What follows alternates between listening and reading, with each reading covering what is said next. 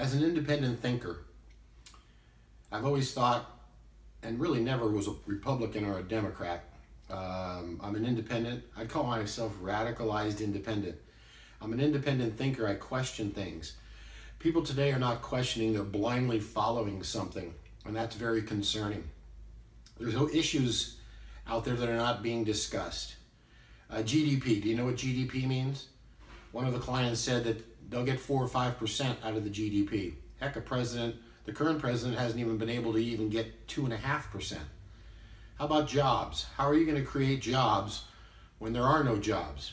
Example, man works in a casino for 25 years as a dealer and has been laid off. What does he do?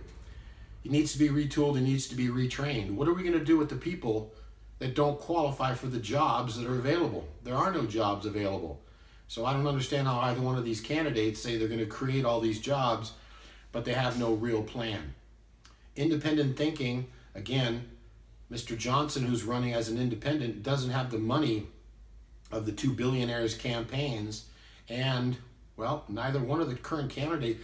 I don't know how anybody can blindly follow somebody who's been a career politician, and then another candidate has never run for office. So is that good or bad? Well, it's preventing good people from coming into this America's political scene. Both parties are corrupt. You can't convince me that the Republican Party and the Democratic Party are telling you the truth. Question, issue. What happens when Iran bombs Israel? What are we going to do? We've done nothing the last, well, I don't even know. We've been in war for what, 14, 15 years?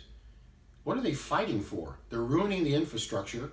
The world is basically at war. And now they're blaming WikiLeaks and Russia for trashing one of the candidates' campaigns. It's just really funny. I don't understand when they say about interest rates. We're at 35-year lows in interest rates, and they say, oh, don't raise interest rates. Well, all right, how about this question? What's the yield on the 10-year Treasury? What's the yield on the 2-year Treasury? What's the yield on the 30-year Treasury? What's the Fed funds rate? What are current CD rates? Heck, look at your credit cards. You're not paying 2%, 3% on your credit cards. How come nobody complains about that? How can we raise interest rates? Well, you can't have, capitalism on 0% interest rate. It can't happen. People have to ask the questions of the issues instead of saying, well, he said this and she did that and emails this and grabbing this. Gosh, I don't understand how we just can't grow up and realize or ask questions or question these candidates. No one asks a hard question. They both have issues. And we're going to blindly follow somebody and keep the same failed policies of the last 15 years from the Republican president to the presidents don't do anything for you. You're going to have to step up and make some decisions about your own life, because let me tell you something. Either candidate doesn't care about you, and neither candidate's going to get you a job.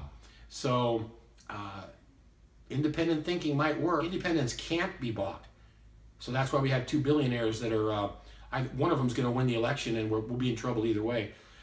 Except the fact that one of the candidates will definitely ruffle the system, of which I like, as a radicalized independent.